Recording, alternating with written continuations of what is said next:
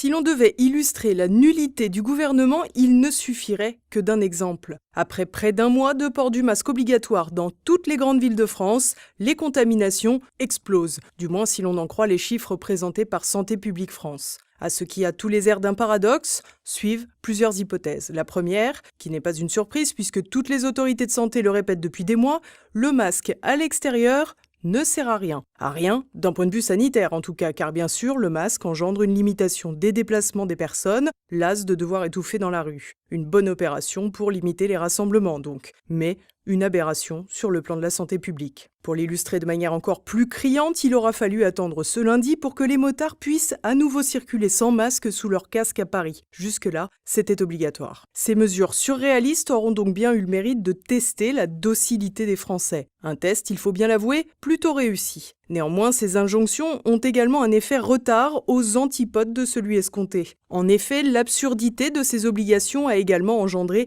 une véritable défiance bien peu propice au respect du principe de précaution. L'autre probabilité, n'excluant pas la première, porte sur la non-fiabilité des tests de dépistage. Le professeur Didier Raoult l'a d'ailleurs déjà expliqué, les laboratoires n'ont pas tous fixé le même seuil de charge virale pour considérer qu'un patient est positif ou non. Les seuils seraient donc souvent trop élevés, jugeant positif des personnes présentant pourtant des tests avec une présence de virus très diluée et donc non contagieuse. À cela s'ajoute également la fiabilité elle-même des dépistages où l'on fait état d'une part non négligeable de conclusions erronées, soit de faux négatifs, soit de faux positifs. Chaque test devra en réalité être confirmé par un second, de quoi aggraver la situation déjà ubuesque des dépistages. En effet, obsédé par la montée en puissance de la capacité française à détecter les malades, Olivier Véran, le ministre de la Santé, a visiblement oublié de plancher sur la logistique. Ainsi, les files d'attente se rallongent un peu partout pour avoir le droit de renifler les couvillons et pour espérer obtenir les résultats, l'attente est de plusieurs jours, voire de plus d'une semaine, le temps de la quarantaine en somme.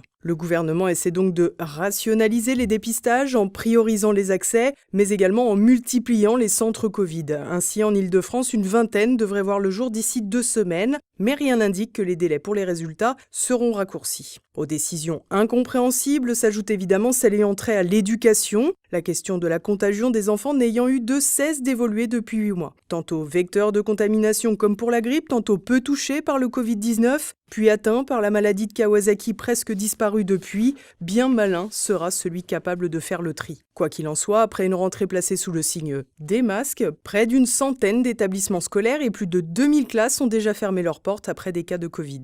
On aurait donc là encore tendance à croire que les mesures drastiques prises dans les écoles ne fonctionnent pas ou tout simplement que les contaminations ont lieu ailleurs. Dans les deux cas, donc, les décisions gouvernementales sont mauvaises, et ce, depuis le début de l'épidémie. Dimanche soir, l'exécutif a d'ailleurs annoncé que les classes ne seraient désormais fermées que si 3 cas avaient été détectés et non plus un seul, estimant que les contaminations entre enfants ou des enfants vers l'adulte étaient très rares. Ainsi, dans le cadre scolaire, l'étau semble se desserrer. Avantage, quand les écoles fonctionnent, les parents peuvent continuer à travailler. Pour autant, il semble désormais évident que l'exécutif n'apprend pas de ses erreurs, démonstration faite avec la nomination de Jean Castex à Matignon, alors que sa mission de Monsieur Déconfinement a le moins que l'on puisse dire montré ses limites. C'est également le point de vue d'une association de victimes du Covid-19 qui vient de déposer une plainte contre lui devant la Cour de justice de la République. Jean Castex rejoint ainsi ses camarades déjà présents sur la liste, Agnès Buzyn, Olivier Véran et Édouard Philippe. Une bien belle équipe qui aura donc conduit à une gestion de crise sanitaire au doigt mouillé, mais aussi à une crise économique qui ne fait que commencer.